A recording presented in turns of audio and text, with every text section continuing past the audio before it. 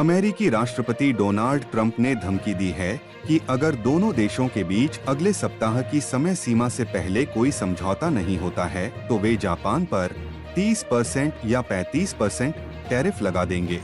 यह 2 अप्रैल को ट्रंप के तथाकथित मुक्ति दिवस के हिस्से के रूप में जापान पर लगाए गए 24% टैरिफ से कहीं ज्यादा होगा, जब उन्होंने दुनिया भर के देशों पर भारी आयात शुल्क लगाने की घोषणा की थी।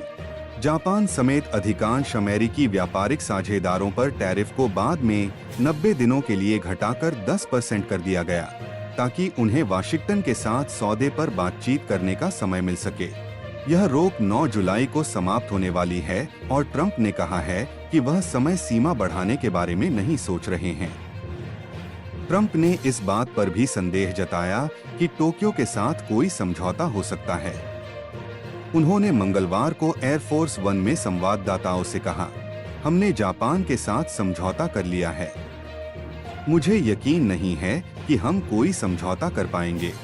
मुझे इस पर संदेह है।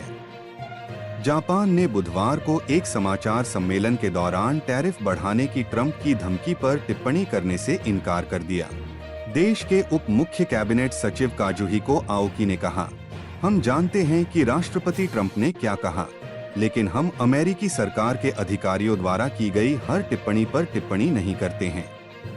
कई अन्य देशों की तरह जापान के अमेरिका को किए जाने वाले अधिकांश निर्यात पर वर्तमान में 10% शुल्क लगता है। जापानी वाहनों और पुर्जों पर भी 25% आयात कर लगता है, जबकि स्टील और एल्यूमीनियम पर 50% शुल्क लगता है। इससे पहले मंगलवार को जापान के मुख्य कैबिनेट सचिव योशिमासा हयाशी ने कहा था कि वह वाशिंगटन के साथ समझौता करने के लिए ऐसी कोई रियायत नहीं देंगे जिससे उनके देश के किसानों को नुकसान पहुंचे।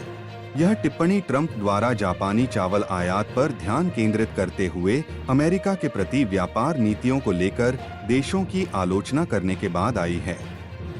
उन्होंने अपने ट्रुथ सोशल प्लेटफॉर्म पर लिखा, लोगों को यह दिखाने के लिए कि संयुक्त राज्य अमेरिका के संबंध में देश कितने बिगड़ गए हैं और मैं जापान का बहुत सम्मान करता हूं।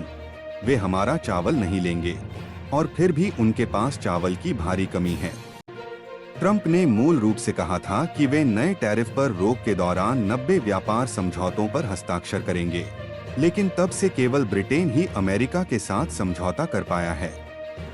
अगर आपको ये वीडियो पसंद आया हो तो इसे लाइक और शेयर करें, चैनल को सब्सक्राइब जरूर करें और बेल आइकन दबाएं ताकि हर नई खबर की सूचना सबसे पहले आपको मिले।